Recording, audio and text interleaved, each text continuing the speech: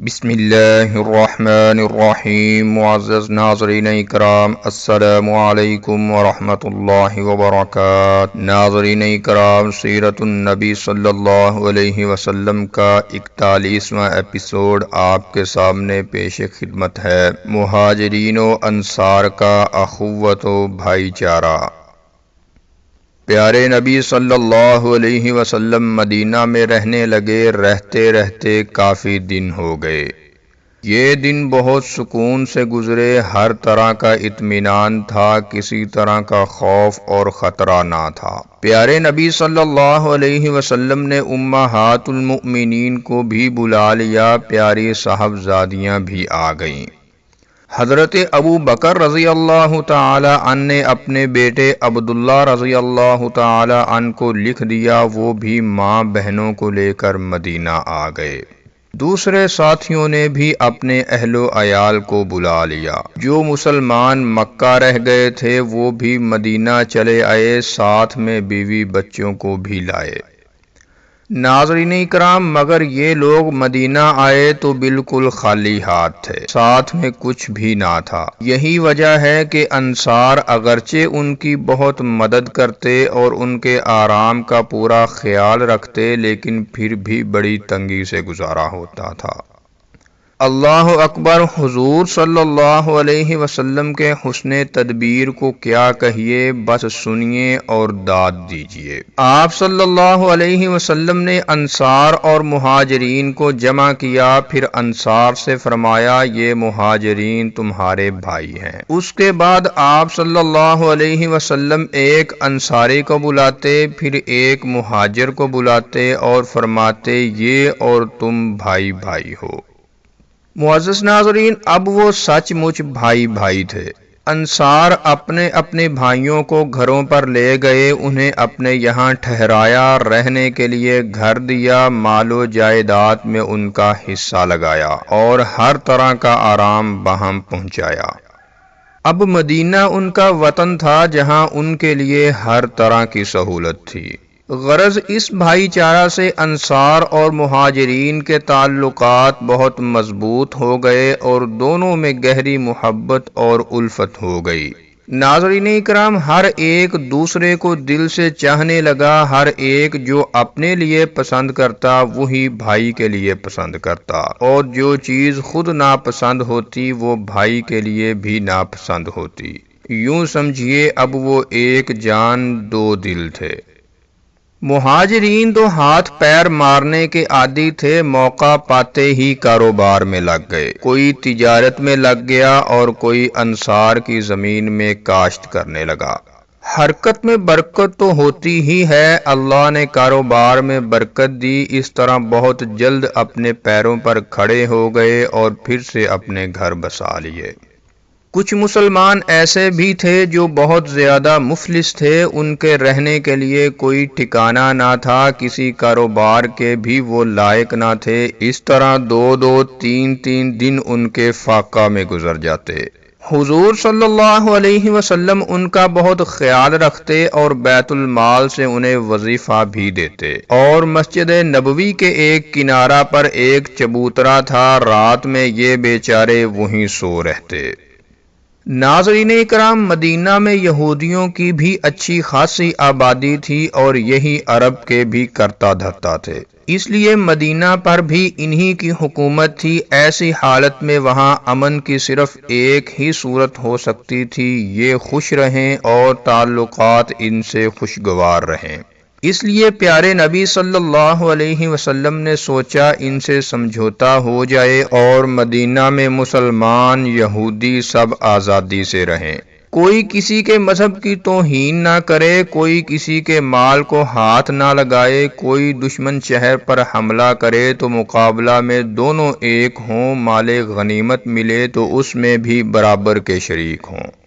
چنانچہ آپ صلی اللہ علیہ وسلم نے یہودیوں سے بات چیت کی اور وہ بخوشی راضی ہو گئے۔ پھر سب ایک جگہ جمع ہو گئے اور ایک معاہدہ تحریر ہو گیا، مگر یہ معاہدہ زیادہ دنوں قائم نہ رہ سکا، کیونکہ یہودیوں کی باطل آرزوؤں کے بے بنیاد قلعے زمین پر آ رہے اور انہوں نے ذات گرامی صلی اللہ علیہ وسلم سے جو توقعات وابستہ کی تھیں وہ پوری ہوتی نظر نہ آئیں۔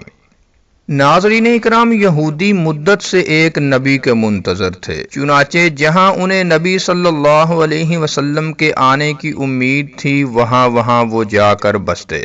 ان کا خیال تھا کہ آنے والا نبی ہمارے ہی مذہب کا پیروکار ہوگا اور جب وہ آئے گا تو ہمارے مذہب کے پیر اور جم جائیں گے اور ہر طرف اسی کا بول بالا ہوگا اور عیسائی مذہب دنیا سے مٹ جائے گا، کوئی نام لیوا بھی نہ ہوگا۔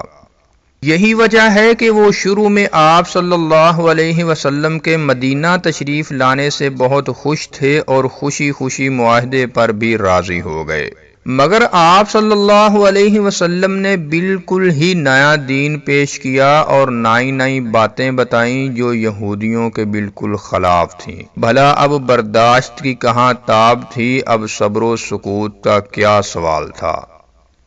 اب آپ صلی اللہ علیہ وسلم ان کے لیے حلق کا کانٹا بن گئے، معاہدہ کا انہوں نے کوئی خیال نہ کیا اور مخالفت میں سارا زور لگا دیا۔ لگانے بھجانے میں تو وہ ماہر تھے ہی، دوسروں کو لڑاؤ پھر اپنا کام بناؤ، یہ ان کا اصول تھا۔ اسی اصول سے یہاں بھی کام لیا اور مسلمانوں میں پھوٹ ڈالنے کی کوشش کی، لیکن ناکامی ہوئی۔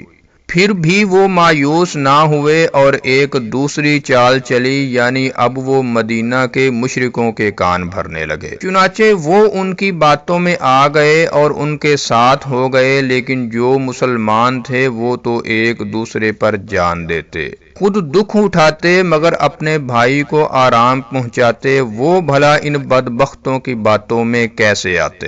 مسلمانوں نے بری طرح انہیں پھٹکار دیا اور نفرت سے منہ موڑ لیا اور اسلام پھیلانے میں تن من سے لگے رہے۔ معزز ناظرین، مدینہ پہنچ کر مسلمان زور پکڑنے لگے، یہ دیکھ کر مشرکوں کے دل جلنے لگے، چنانچہ انہوں نے مسلمانوں کا زور توڑنے کا فیصلہ کر لیا اور مدینہ پر چڑھائی کے منصوبے بنانے لگے۔ اس وقت اللہ نے مسلمانوں کو بھی جنگ کی اجازت دے دی اور حکم ہوا اب طاقت کا جواب طاقت سے دو، سختی کے مقابلہ میں سختی کرو، دشمن تمہاری طرف بڑھیں تو ان کے دانت کھٹے کر دو۔ ادھر مدینہ میں بھی ایک نیا گروہ پیدا ہو گیا، یہ تھا منافقوں کا گروہ۔ مسلمانوں کا کٹر دشمن، ان کے ایمان کے لیے سخت خطرہ، یہ کبھی کھل کر سامنے نہ آتا، اندر ہی اندر اسلام سے کڑتا اور دوست بن کر مسلمانوں کو ورغلاتا۔ اللہ نے ان کے ساتھ بھی سختی کا حکم دیا۔ مکہ پیارے نبی کا وطن تھا، بہت سے مسلمانوں کا بھی وطن تھا اور اپنے وطن سے انہیں بے پناہ محبت تھی، لیکن وہاں کی سرزمین ان پر تنگ ہو گئی اور سانس لینا تک ان کے لیے دو بھر ہو گیا، مجبوراً ان کو بے وطن ہونا پڑا اور دولت و جائیداد سب سے ہاتھ دھونا پڑا۔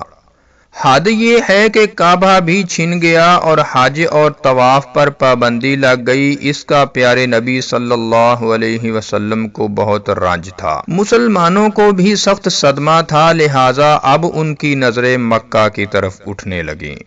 ظالموں سے جنگ کرنے کا حکم تو آ ہی چکا تھا، اس لیے مسلمانوں نے عزم کیا کہ اب ظلم کی آگ بجھائیں گے۔ مشرکین اور منافقین کی طرف سے دین کو جو خطرہ درپیش ہے اس خطرے کو دبائیں گے، کعبہ کو آزاد کریں گے اور حج کی پابندی کو ختم کریں گے۔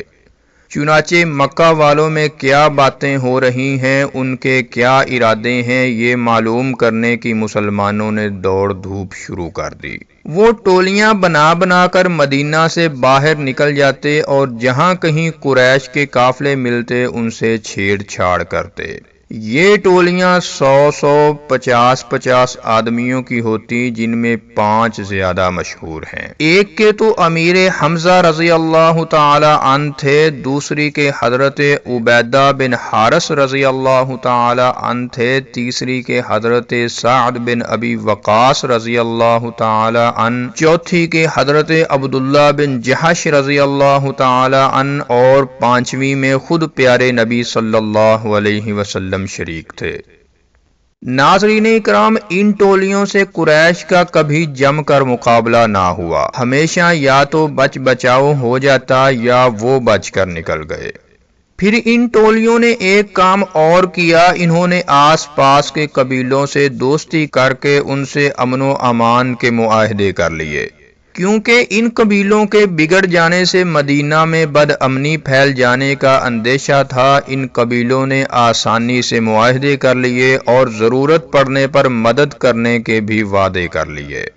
ناظرین اکرام، ہجرت سے پہلے قریش کو خبر ملی کہ انصار نے عقبہ میں پیارے نبی صلی اللہ علیہ وسلم کے ہاتھ پر بیعت کی ہے اور آپ کے لیے جان کی بازی لگا دینے کی قسمیں کھائی ہیں۔ یہ سن کر وہ لرز گئے اور سمجھ گئے کہ اب شامت آ گئی ہے، بس جلد ہی ایک ہولناک جنگ کا سامنا ہے۔ وہ جنگ اب سر پر منڈلا رہی تھی۔ پیارے نبی صلی اللہ علیہ وسلم نے ہجرت کی تو قریش کے کان کھڑے ہو گئے اور وہ سمجھ گئے کہ اب برے دن آنے والے ہیں۔ وہ برے دن آج سامنے تھے۔ قریش کو اپنی شامی تجارت کے بارے میں بھی خطرہ تھا، وہ خطرہ بھی اب سر اٹھا چکا تھا۔ قریش کا ایک بہت بڑا سردار تھا ابو سفیان، یہ حرب کا بیٹا تھا۔ ہجرت کے دوسرے سال وہ تجارت کے ارادہ سے شام گیا، قریش کے اور لوگ بھی ساتھ تھے۔ پھر لوٹا تو دولت کا ٹھکانہ نہ تھا، سامان بھی بے انتہا۔ اسلامی دستے قافلوں سے چھیڑ چھاڑ تو کیا ہی کرتے تھے۔ ابو سفیان کو اندیشہ ہوا کہ مال وافر ہے اور آدمی تھوڑے ہیں، کہیں مسلمانوں کا کوئی دستہ چھاپا نہ مار دے۔ چنانچہ اس نے قریش کے پاس ایک آدمی دوڑایا، یہ تھا عمر کا بیٹا زمزم۔ ابو سفیان چاہتا تھا کہ قریش کو اس خطرہ کی خبر ہو جائے تاکہ وہ مدد کے لیے آ جائیں۔ زمزم کو بھیجتے ہوئے اس نے کہا، مکہ پہنچتے ہی اونٹ کے دونوں کان کاٹ دینا، پھر کجاوے کا رخ بدل دینا اور اپنی قمیض کو آگے پیچھے سے چاک کر دینا، پھر بے تحاشا چیخنا، مدد مدد۔ ناظرین اکرام، مکہ میں یہی دستور تھا، جب بھی کوئی خطرے کی بات ہوتی تو لوگ ایسا ہی کرتے۔ اس طرح پورے شہر میں کھلبلی مچ جاتی اور دیکھتے ہی دیکھتے سارے آدمی جمع ہو جاتے۔ تو ناظرین کرام، یہ تھا سیرت النبی صلی اللہ علیہ وسلم کا 41واں ایپیسوڈ، اور اگر آپ سیرت النبی صلی اللہ علیہ وسلم کا 40واں ایپیسوڈ دیکھنا چاہتے ہیں تو اوپر کراس کے بٹن پر کلک کر کے دیکھ سکتے ہیں۔ السلام علیکم ورحمۃ اللہ وبرکاتہ۔